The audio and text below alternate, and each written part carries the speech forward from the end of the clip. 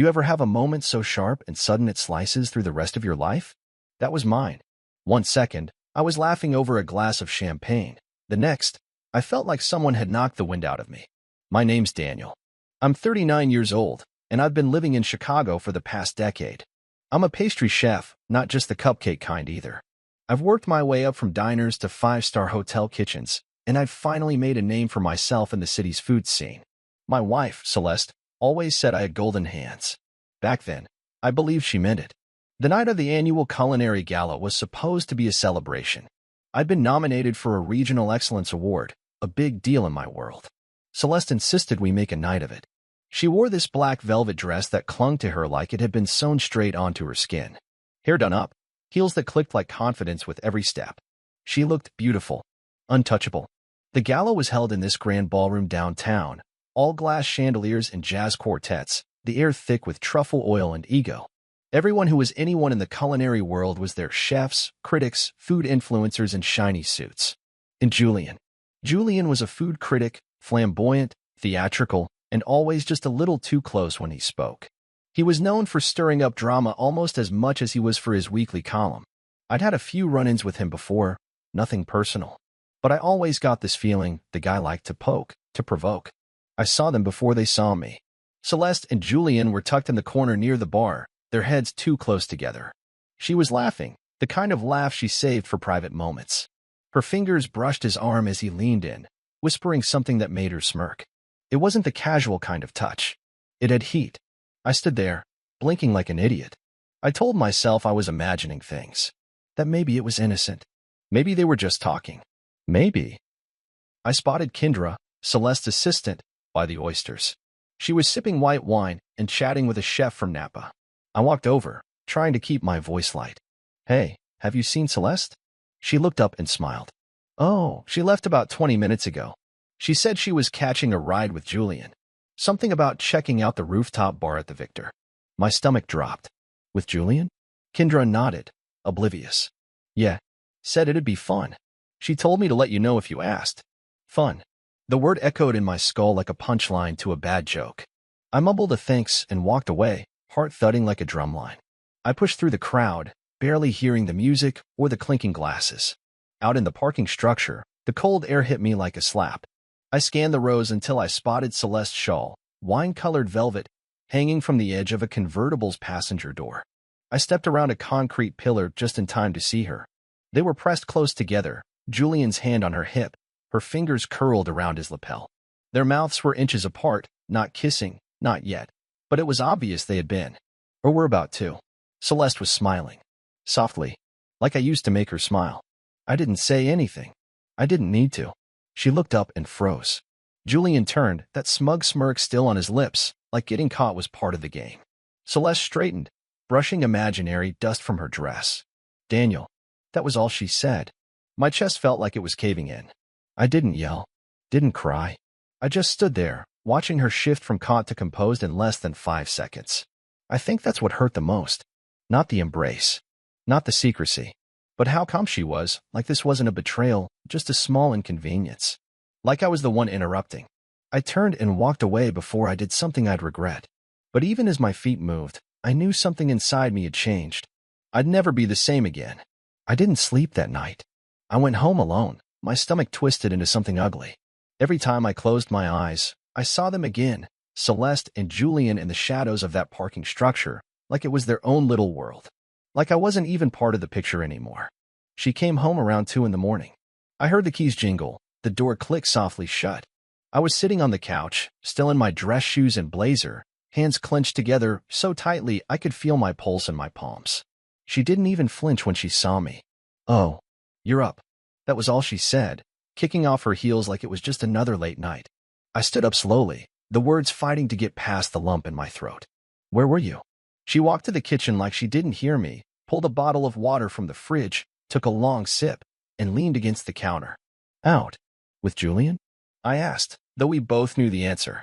She tilted her head, considering me like I'd just asked if the sky was blue. So what if I was? I swallowed hard. You left the gala with him. You didn't tell me. You didn't answer my calls. I saw you, Celeste. In the parking garage. She rolled her eyes and pushed off the counter. Okay, relax. It wasn't a big deal. Not a big deal. I laughed, bitter and sharp. You were wrapped around him like. Oh, come on, Daniel. Her voice cracked like a whip. It was just a little flirting. God forbid I have some fun. I stared at her. Fun? She shrugged. You've gotten so boring. Always working. Always baking. You come home smelling like flour and butter. You used to have fire in you. Now you're just, she made a vague gesture at me. Domesticated. My jaw tightened. I didn't realize being stable and loyal made me a punchline. She smiled, but it was cold. Loyal's just another word for boring, sweetheart. I felt something splinter inside me. I had spent years building a life with her. Our condo, our Sunday routines, the stupid couples brunches. I thought it meant something. But standing there, watching her toss it aside like a stale croissant, I realized something terrifying. She didn't miss a beat. No guilt. No apology. Just that same detached amusement in her voice, like this was all a game and I'd fallen behind. You're not even mad, I said, my voice low. You're making jokes. She crossed her arms and tilted her head. What do you want from me, Daniel? Tears. A confession? You're making this bigger than it needs to be. Because you made me feel small, I snapped. You humiliated me. In front of everyone. At a gala where I was supposed to be celebrated. And you? Oh, please, she cut in. Don't act like some victim. You've had the perfect husband act on autopilot for years. This, whatever happened tonight, it just woke me up a little. That's all. There it was. That final twist of the knife. She wasn't sorry. She wasn't even conflicted. She was amused. Detached. Like I was the one being dramatic for reacting at all. I stared at her, and for the first time in our marriage, I didn't see the woman I fell in love with. I saw a stranger wearing her face. And somehow, that hurt more than anything. I didn't yell. I didn't throw anything. I just turned, grabbed my keys, and walked out. The elevator ride down felt endless. I stepped out onto the cold sidewalk and just kept walking, no destination in mind. Just this overwhelming need to move, to breathe, to get as far away from her as I could. My phone buzzed once in my pocket. I didn't look. I already knew it wasn't her. That night, I walked for hours. Past the lakefront, the quiet side streets, the glowing diners with people laughing inside. All of it felt like another world. A world where I didn't exist. By the time I made it home, the sun was threatening to rise. She was asleep or pretending to be. I didn't care. I stood in the kitchen, staring at the stove. It used to be my safe space, where I created, where I poured every bit of love into food. Now it felt hollow, like everything else. And for the first time in my adult life, I didn't know what to do next. The apartment was quiet the next morning, too quiet. I woke up on the couch with a stiff neck and the sour taste of exhaustion clinging to my tongue. The bedroom door was still closed. I didn't even want to know if she was in there. I walked into the kitchen, out of habit more than hunger. The counters were clean, untouched. The smell of butter and sugar, usually lingering from late-night baking, was gone. Everything felt sterile, cold. I opened the fridge and stared at the rows of ingredients I always kept stocked. Cream, eggs, berries, a block of dark chocolate I'd been saving for a new tart recipe. I shut the door without taking anything out. My appetite was gone. It was Saturday, a day I usually reserved for trying new pastries or prepping for Monday's orders. But that day, I couldn't even bring myself to boil water. My hands, the same ones Celeste used to admire for how steady they were with delicate doughs, felt foreign. I paced the kitchen for a while. Saturday. Stood. Walked to the window. Sat again. My mind kept circling back to the night before.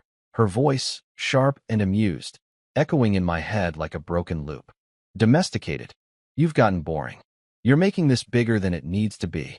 Every word chipped away at me. It wasn't just the betrayal with Julian. It was everything behind it. The way she'd looked at me, like I was nothing more than furniture in her life. Comfortable, familiar, easy to ignore. Around noon, the bedroom door creaked open. Celeste walked out in one of my old t-shirts, her hair a mess, eyes still smudged with last night's eyeliner. She walked straight to the coffee maker without looking at me. Morning, she mumbled. I didn't answer. She poured a cup, added sugar, 3 spoonfuls, always 3, and leaned against the counter like we were just 2 roommates sharing a slow weekend. After a long sip, she finally looked up. Are we going to do this awkward thing all day? I blinked. Are you serious? What? She said with a shrug. We had a fight. Couples fight. You stayed out all night. I figured you needed to blow off steam. I stared at her. Celeste, I caught you wrapped around another man. And you're calling that a fight? She waved a hand like I was being melodramatic. We didn't sleep together.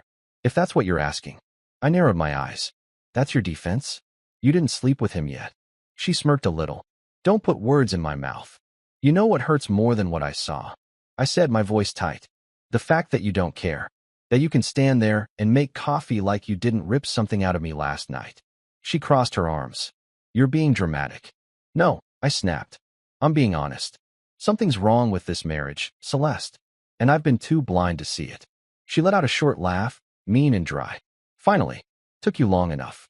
I just stood there, stunned. She sipped her coffee again, then turned to put the mug in the sink. You've been living in this vanilla fantasy, Daniel. Routines, baking, the same conversations, the same restaurants. I needed something real, something exciting. And Julian was your answer? I said, my voice cracking. A man who reviews appetizers for a living? She smiled, cruel and casual. He made me feel something. My chest tightened. And I didn't. She shrugged. Not anymore. Silence filled the room. I looked around, at the copper pans I'd hung with care, the mixer she gave me on our 5th anniversary, the cookbook I'd left open on the counter, now untouched for weeks. Everything looked the same, but none of it felt familiar.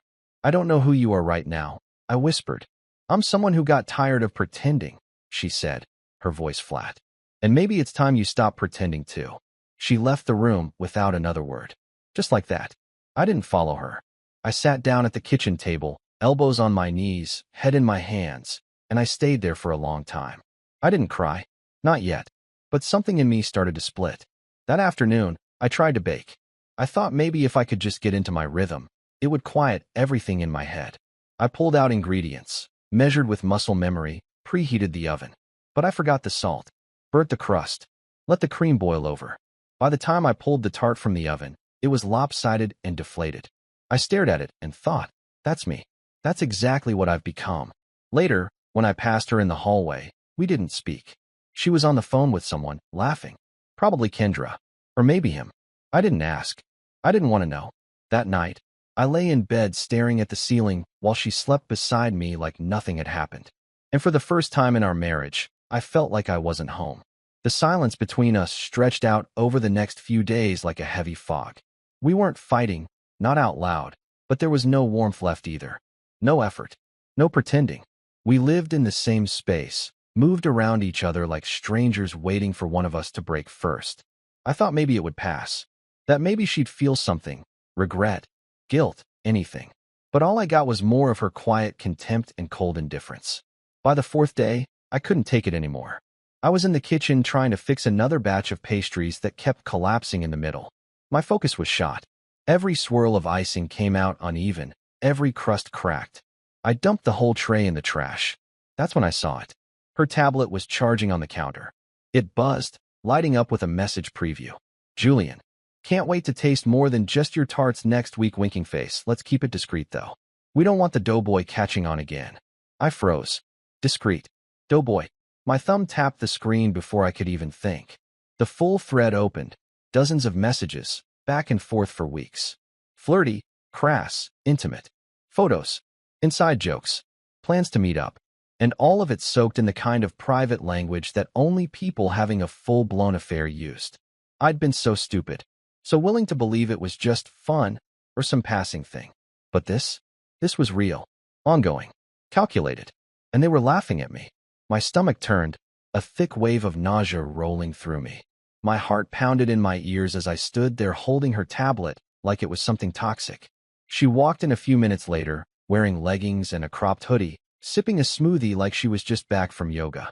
Hey, she said casually, glancing at the trash bin. Another fail? I didn't say anything, just held out the tablet. Her face didn't change when she saw the screen.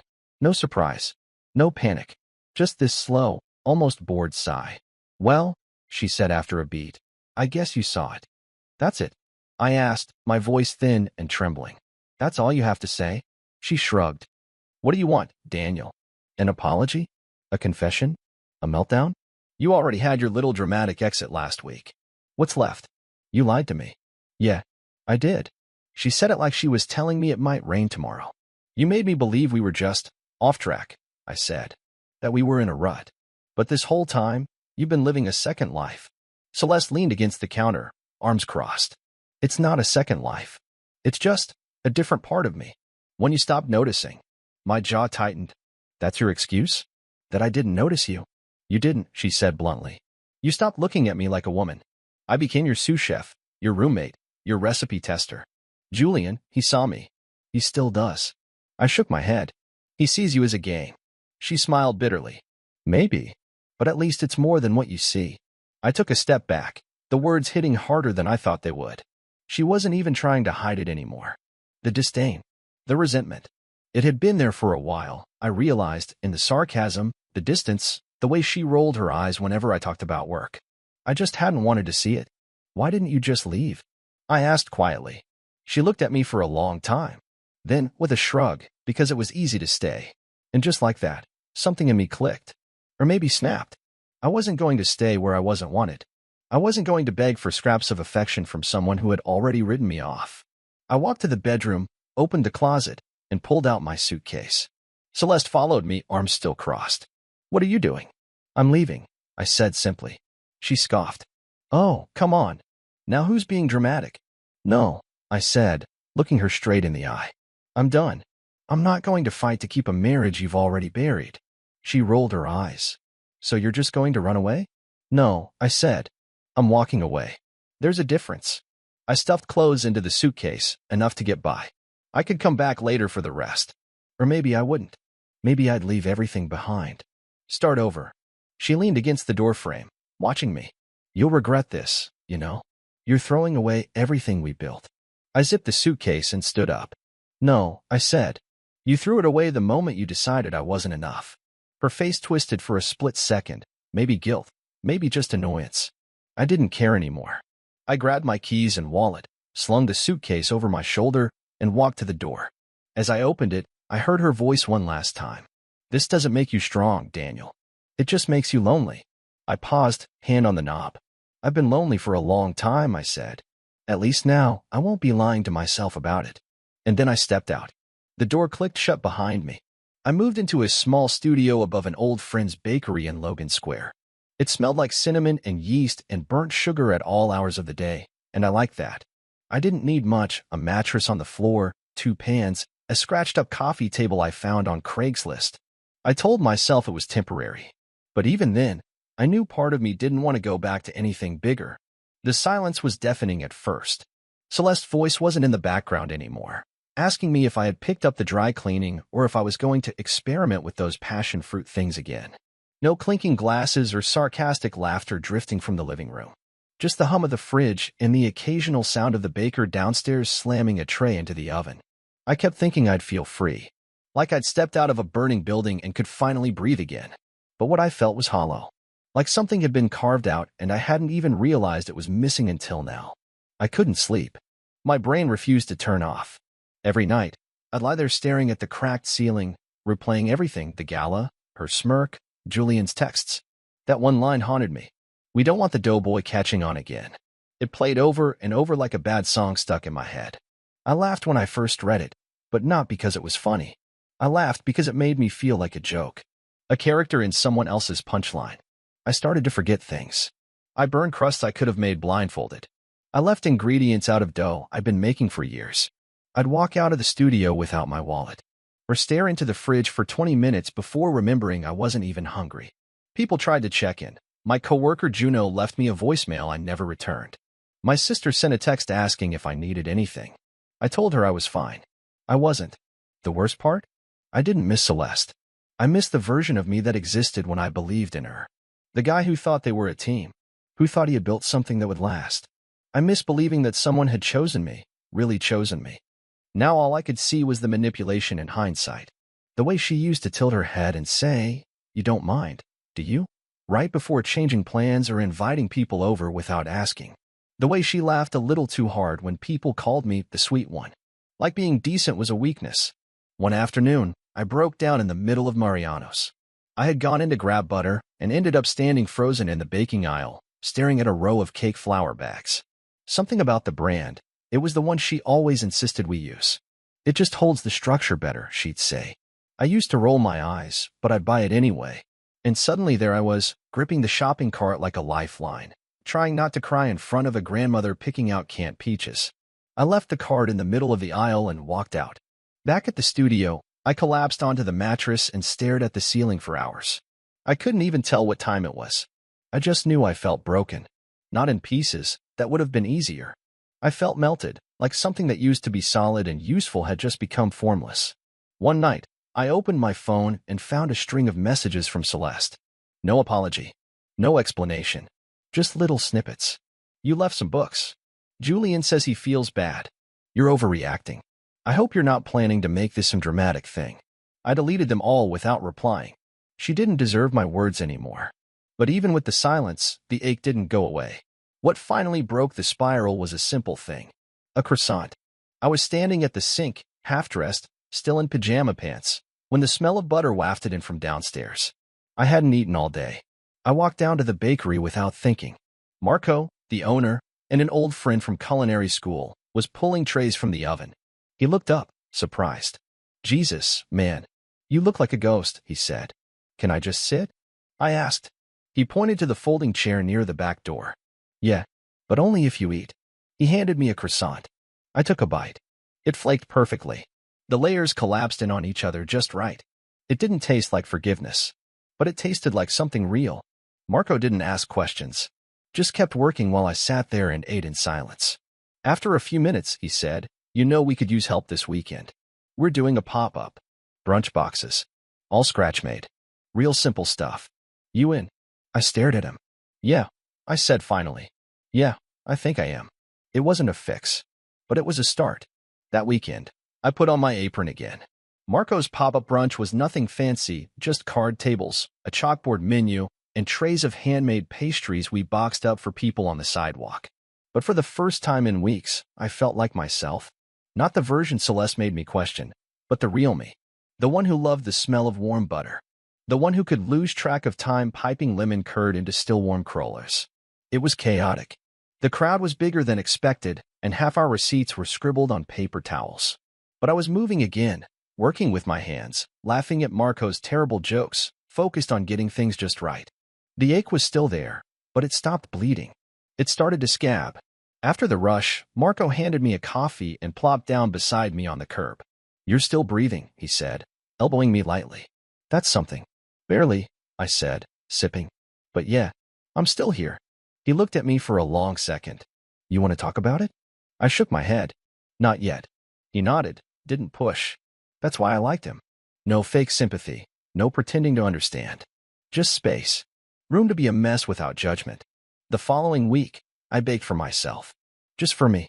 Old family recipes, my grandma's shortbread, the honey buns my dad used to bring home from the corner store, a version of the cherry almond tart I made in culinary school. I didn't post anything. Didn't box them up. Just baked them, tasted them, tossed the bad ones, started again. The studio smelled like home again. I stopped checking Celeste's social media. Stopped wondering what she was doing, or if Julian had gotten bored yet. It didn't matter anymore. Not really. She still texted, every few days.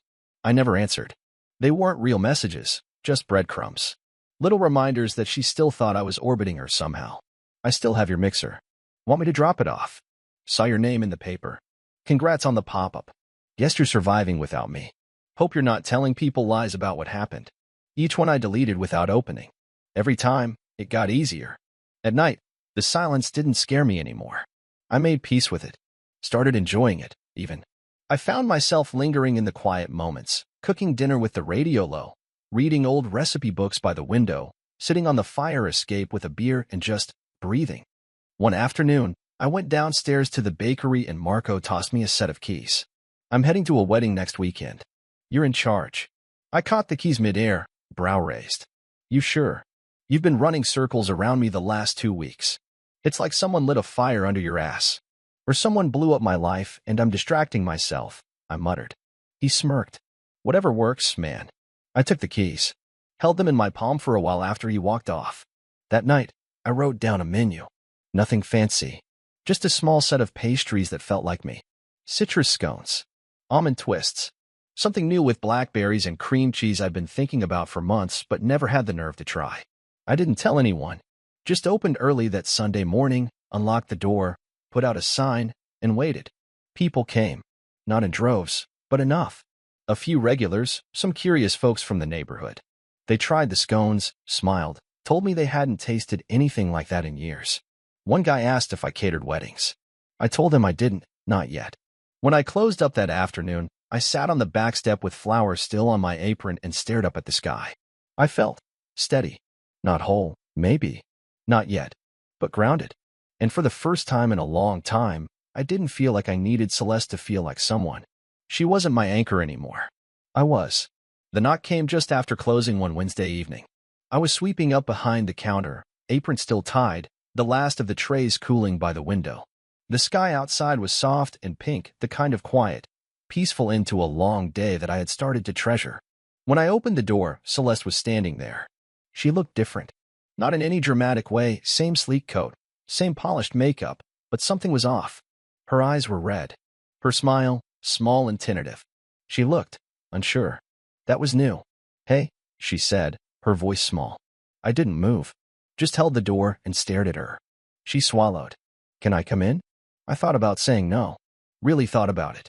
But old habits die hard. I stepped aside. She walked in slowly, heels clicking against the tile. Her eyes scanned the bakery, landing on the tray of hand pies still steaming on the rack. "It still smells like you in here," she said, almost wistfully. I didn't respond. She turned to face me, taking a deep breath. "Look, I know I don't deserve a warm welcome. I know I messed up. Big time." I leaned against the counter, arms crossed. "So why are you here?" Celeste looked down, then back up, her voice shaking slightly. "Because I was wrong. About everything. Julian, that whole thing, it was a mistake.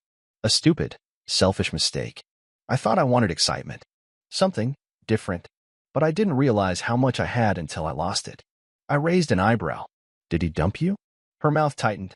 "It's not about him." "No," I said calmly. "It never was. It was always about you." She looked like I'd slapped her. "I came here to apologize," she said quietly. "To ask if maybe there's a way back. For us." I let that sit in the air for a moment. "You want to come back?" I said slowly. "After all of it. After making me feel like I was nothing. After lying to my face. After mocking me in messages I wasn't supposed to see." She blinked rapidly, tears forming now. "I didn't mean to hurt you." "But you did," I said. "And not just by cheating. By treating our life like it was some lifeless routine. Like I was a boring recipe you couldn't be bothered to finish." She took a step closer. "I was angry. Lost. But I see it now. You were solid, Daniel. You always showed up.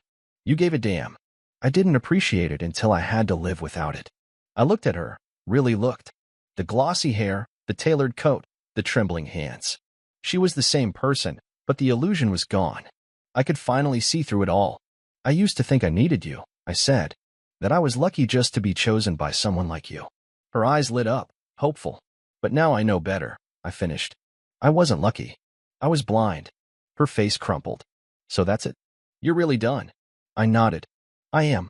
She turned away for a second, wiped under her eyes, then looked back at me with something like anger. "God, you've changed." "Yeah," I said. "I have." She walked toward the door, her heels quieter this time. Just before she stepped out, she turned back one last time. "You'll regret this." I shook my head. "No. I regret staying as long as I did." She didn't have a response. Just stood there for a second longer, then pulled open the door and walked out into the dusk. I didn't watch her leave. I went back to sweeping, back to closing out the register, back to the scent of cardamom in the air. And for the first time in months, my chest didn't ache when I thought about her. It didn't burn. It didn't collapse.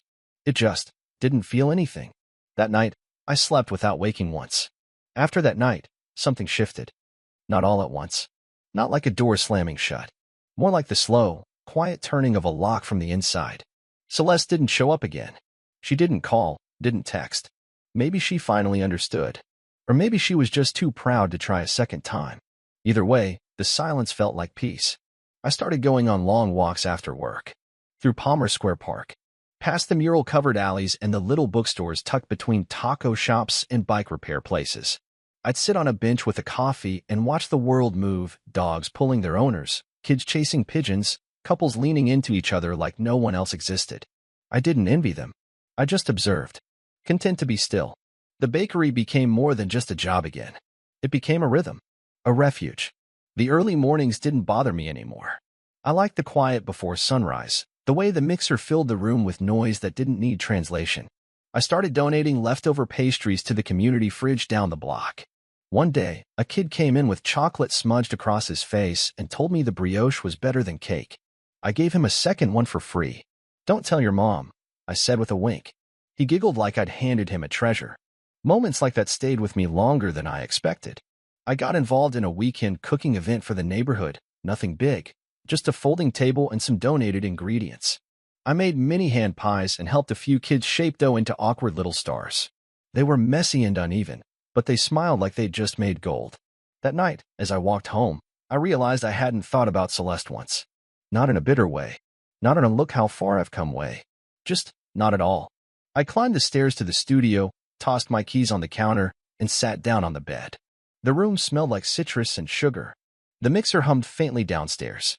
Everything was exactly as I'd left it. I pulled out my phone, scrolled through photos, old ones of us. Trips. Birthdays. Her holding a champagne glass, me with flour on my cheek. They didn't sting anymore. I paused on one, us at the opening of my first restaurant gig. She was in red, lips glossy, hand on my chest. I looked so happy. I stared at it for a long second, then tapped and held. Delete photo? I hit yes. The screen went blank. Just like that, she was gone. And I didn't flinch. Later, I made dinner, pasta with garlic, butter, and herbs I'd picked up from the market. Nothing fancy, just good food. Real food. I poured a glass of wine and ate slowly. No music, no TV, just the sound of my own breath and the occasional creak from the floor above. I didn't feel victorious, or sad, or angry. I just felt like myself. That night, I wrote in my notebook for the first time in months. New recipes. Ideas. A list of flavor combinations I wanted to try. Lavender and white peach. Black sesame and orange zest. Apple cider and sage. I wrote without thinking, without censoring. Just letting the ideas come. For me. Not for a menu. Not for someone else's approval. Just because I wanted to. As I closed the notebook and turned off the lamp, I caught my reflection in the window. Same face. Same hands. But something in my eyes had changed. I wasn't chasing anything anymore. Not love, not validation, not forgiveness. I'd stopped looking backward. And for the first time in a long, long time, I was curious about what came next. It happened on a Sunday. I was at the Logan Square Farmers Market, browsing for ingredients I didn't really need, more out of habit than anything else. I liked the noise, the smells, the warmth of people brushing past with canvas bags full of fresh greens and crusty loaves. I stopped at a small spice stand tucked between a honey vendor and a booth selling homemade soaps. The table was cluttered with little glass jars, paprika, cardamom, sumac, star anise. I picked up a tin labeled smoked cinnamon, mostly because I'd never heard of it before. Good pick, a voice said. That one's a sleeper hit. Try it in brownies. Changes your whole perspective on chocolate. I looked up and met her eyes, warm brown, full of spark. She wore a linen apron streaked with turmeric, her curly hair pulled back under a bandana. Her name tag said Mia. I smiled. I usually stick to the classics, but I might give it a shot. That's the thing about classics, she said, leaning on the table. They're only classics because people stopped experimenting. We talked for a few minutes about baking, spices, market crowds. It wasn't flirty. It wasn't forced. Just easy. Comfortable. Before I walked off, she handed me a small sample pack of something labeled hibiscus vanilla. Try that in shortbread, she said. It'll either be amazing or terrible. Either way, you'll know. That night, I did try it. And she was right. It was weird. But weird in a way that made me want to try it again. Adjust the ratios. Add a little lemon. Maybe cut the sweetness next time. The following Sunday, I went back. Not because I needed anything, but because I hoped she'd be there again. She was. This time, we talked longer. I learned she was part owner of a spice shop in Humboldt Park. Used to be a pastry chef too, until the kitchen life burned her out. I'd rather sell the flavors now and let other people deal with the oven stress, she joked. We started seeing each other after that. Not dating, exactly, not at first. Just spending time. She'd drop off samples. I'd bring her pastries in return. We'd sit on the bench outside her shop, passing bites back and forth, talking about everything and nothing. One night, after a long walk, we ended up back at my studio. She sat on the counter while I made tea, dipping her spoon into the leftover lemon curd I had chilling in the fridge. "You always this neat when you cook alone?" she asked, watching me wipe down the stove. I shrugged. "Not always. Old habits." "You look happier now," she said. I paused. "Then when?" She met my eyes. "Then the first time I saw you." I didn't answer right away. Just handed her the mug and took a sip of mine. We didn't talk about exes. Not in detail. She knew I had been married. I knew she had left a long-term thing that went sour. We didn't dig. It wasn't avoidance. It was understanding. The past didn't need to explain the present. We were just there. Now. No performances. No pressure. Sometimes we'd cook together. She'd bring weird things, chili threads, black garlic powder, grains I couldn't pronounce. I'd turn them into something edible, and we'd eat on the floor, legs tangled, laughing when something turned out awful. It didn't feel like starting over. It felt like starting different. One night, she brought over a bottle of wine and said, "So, I heard through the neighborhood grapevine you're thinking about opening your own place again." I raised an eyebrow. "That's so?" "Yep. Word travels fast when people like your croissants." I leaned back. "Maybe. I don't know. I like where I'm at. No pressure. No staff meetings." She smiled. "Well, if you ever do, I know someone who sells weird spices and has opinions about scone textures." I grinned. "I'll keep that in mind." I didn't feel like I needed her. That was the best part. I didn't feel like something was missing until she walked in. She didn't fill a void, she just added flavor. The right kind. No drama. No wounds begging to be healed. Just presence. Ease. And for once, I wasn't holding my breath waiting for the other shoe to drop. I was just living. It was an ordinary afternoon when it happened. The kind that doesn't try too hard to be anything special. Mia and I had just finished lunch at a little cafe near the park, tomato soup, grilled cheese with fancy pickles, a slice of lemon cake we split without arguing over the last bite. We were walking down Milwaukee Avenue, the air warm but not hot, the kind of weather that makes you think maybe things are finally aligning the way they should. And then I saw her. Celeste. She was sitting by the window of a cafe across the street. Same silky hair, same perfect posture. Her laugh rang out across the street, unmistakable, polished, loud enough to turn heads. Sitting across from her was a man in a sharp blue blazer, leaning in a little too close, his hand on hers in that overly familiar way I used to know well. I froze for a second, not because I missed her, not because I wanted to run across the street and say something, but because I didn't feel a thing. No tightness in my chest, no bitter aftertaste in my throat, just a quiet moment of recognition, like spotting an old photograph in a drawer, familiar, but far away. Mia noticed me slowing down. "You okay?" I nodded, still watching. "That's her." Mia didn't ask who. She didn't have to. Celeste didn't see me. She was too wrapped up in her new world, her new audience. And I stood there for a second longer, watching the woman I once thought I'd grow old with tilt her head and laugh for someone else. Then I turned away. Mia reached for my hand without saying anything, lacing her fingers through mine. We kept walking. I didn't look back. A few blocks later, we stopped at the corner before crossing the street. The light changed. Cars passed. And in the stillness between, I realized something. It was over. Not just the marriage. Not just the anger or the grief. All of it. The guilt. The questioning. The wondering if I should have fought harder, stayed longer, been someone different. Gone.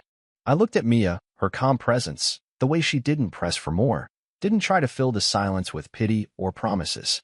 She just stood beside me. That was enough. We kept walking, hand in hand, into the afternoon. I didn't need to reclaim anything anymore, because I had already come home to myself.